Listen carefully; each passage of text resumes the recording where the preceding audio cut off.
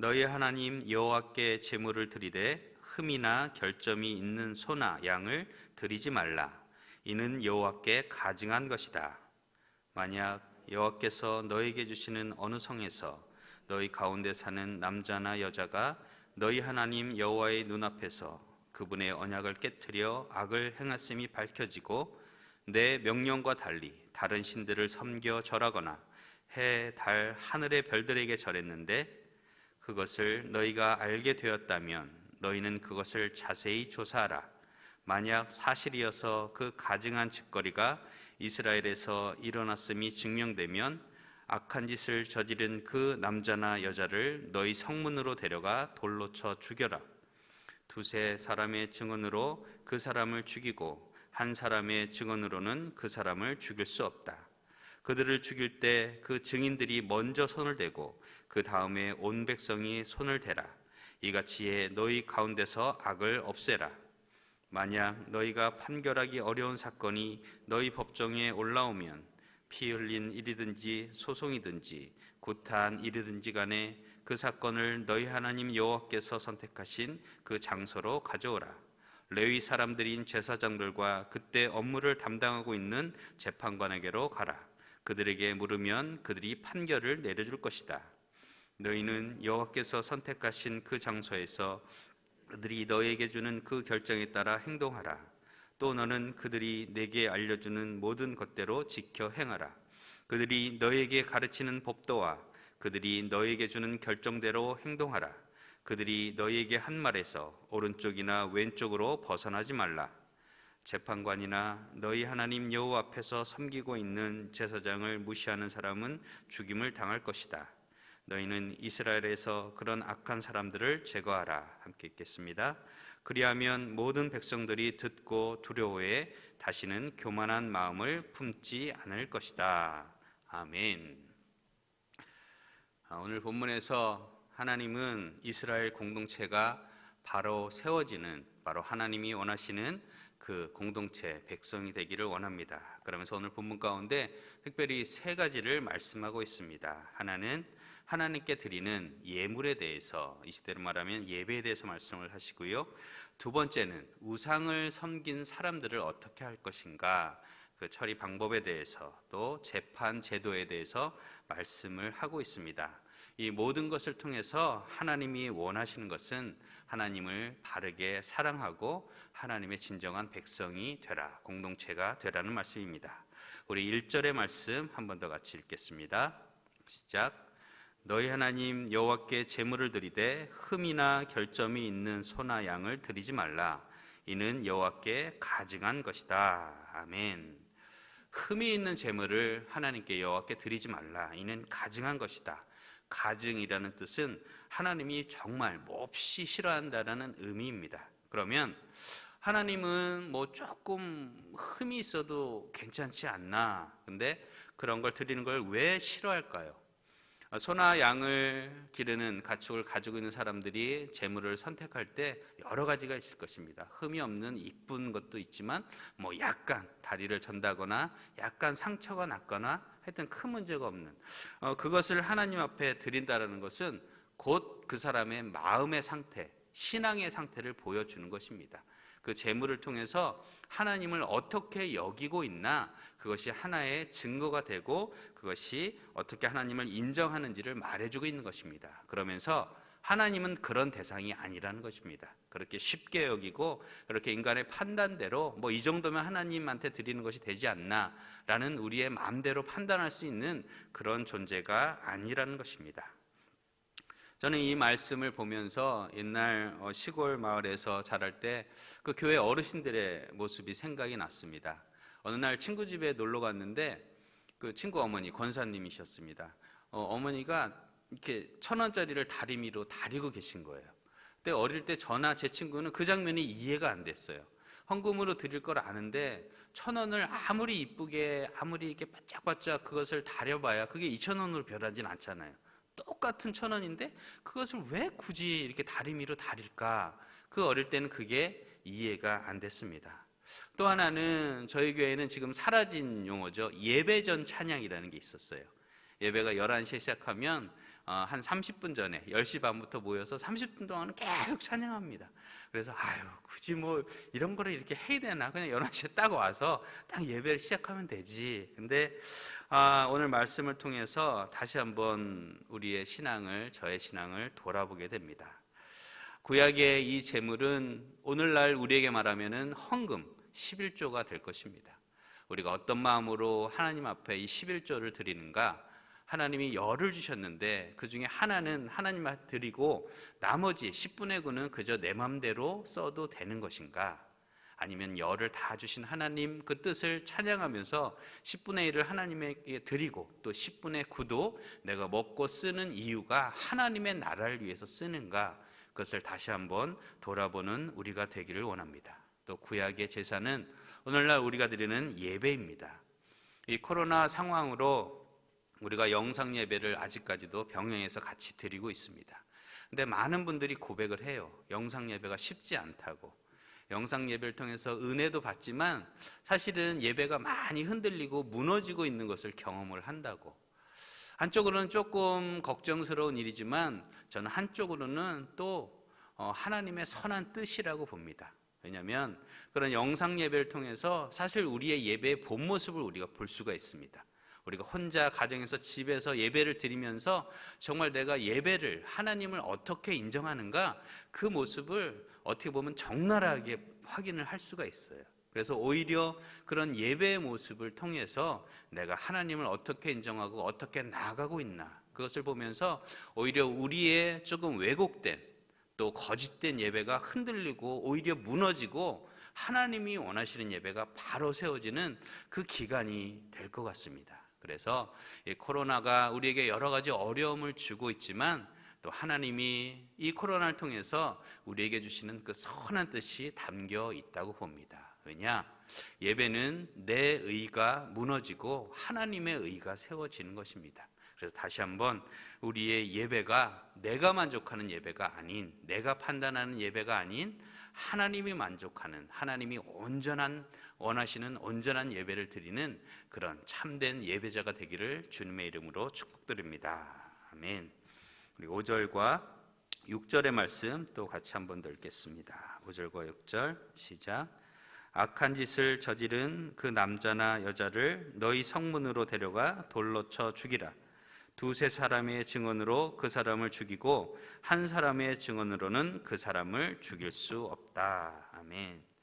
2절에서 7절까지는 공동체 안에 우상 숭배자들, 그들에 대해서 어떻게 처벌을 해야 되는가 말씀을 하고 있습니다. 먼저 2절 보면은 너희 가운데 남자나 여자나 남녀 누구를 막론하고 이 하나님의 언약을 깨트리는 우상 숭배를 하면은 누구도 용서하지 말라는 것입니다. 그럼 3절에서 그 악이 어떤 악인가? 그들이 만들어 놓은 우상 신상, 또 해달별, 당시의 자연을 숭배하는 그런 풍습 신앙까지도 숭배하는 것을 하나님이 다 용서치 않겠다는 것입니다. 그리고 4절에서 이런 사실을 알게 되면 자세히 조사하라. 6절에서 한 사람의 증언으로는 안 되고 두세 사람의 증언으로 확인하라.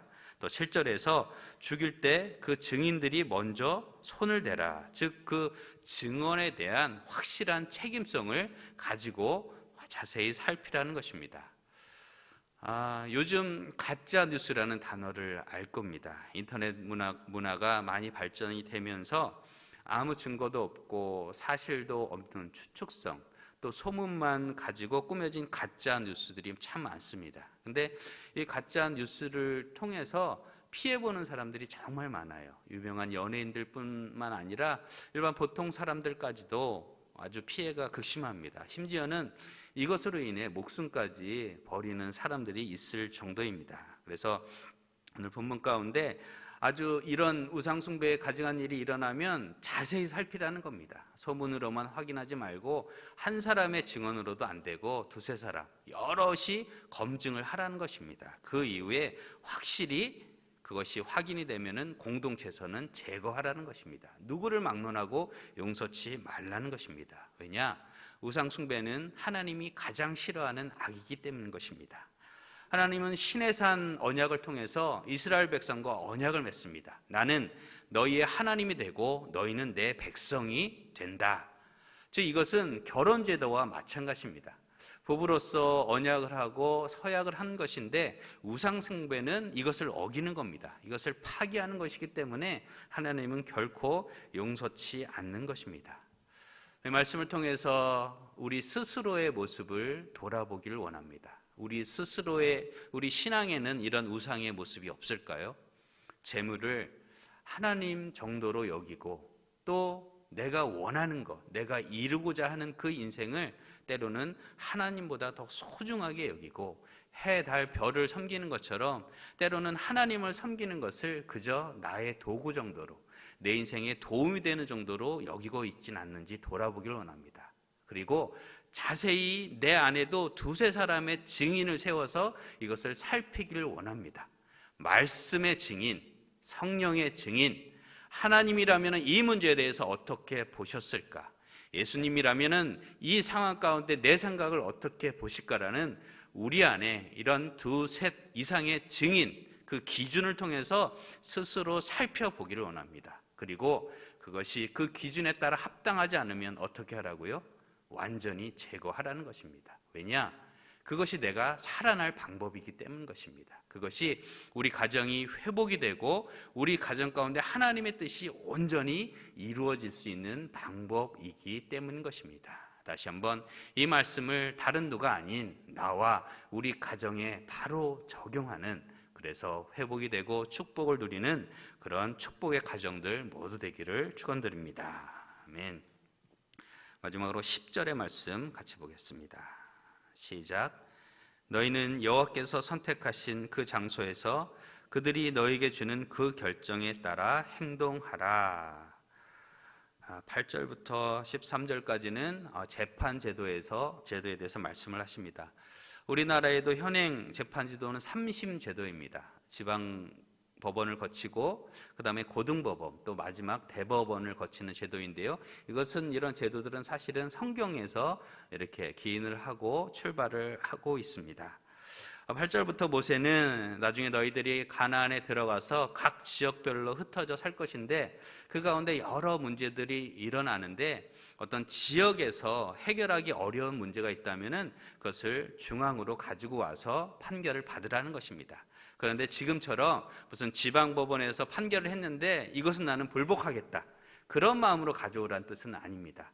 어떤 문제는 그 지역에서 해결하기 너무도 어렵고 복잡하고 난해한 사건들이 있습니다. 그것은 그 지역에서 해결하기 어렵다면 중앙으로 가지고 와서 다 같이 보다 신중하게, 특별히 공정하게, 어느 누구도 억울하지 않도록 그런 재판을 받도록 하라는 것입니다. 그러면서 그 결과에 대해서는 절대적으로 순복을 하라고 얘기를 해요. 10절에서는 그 결정에 따라 행동을 하라. 11절에서는 그 결정에서 오른쪽이나 왼쪽으로 벗어나지 말라. 12절에서는 재판관을 무시하지 말라. 어떻게 보면 약간 의문이 드는 말씀이기도 합니다. 그래도 판단하는 사람이 레위인이고 재판들이고 제사장들이지만 그들도 사람인데 그들도 실수하지 않겠는가? 어떻게 그들이 어떤 결정을 하든 완전히 절대적으로 순종하라 말씀을 하시는가?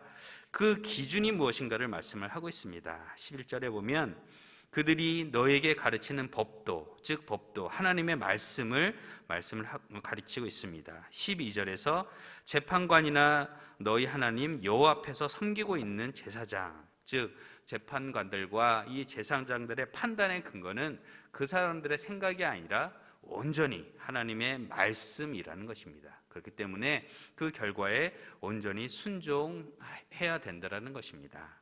우리의 삶에도 여러 가지 갈등의 문제, 잘 해결되지 않은 고민의 문제들이 있습니다. 여러분, 하나님 앞에 여러분이 가져오십시오. 하나님 앞에 드리십시오. 그리고 하나님의 뜻을 구하십시오. 그리고 내가 이것이 정말 하나님의 뜻이 무엇인지 내 말씀의 지식으로 성령님이 주신 마음으로 깨닫는다면 코람데오, 하나님 앞에서 그 결정을 여러분 들으셔야 됩니다. 그리고 그 결정을 준행해야 된다는 것입니다.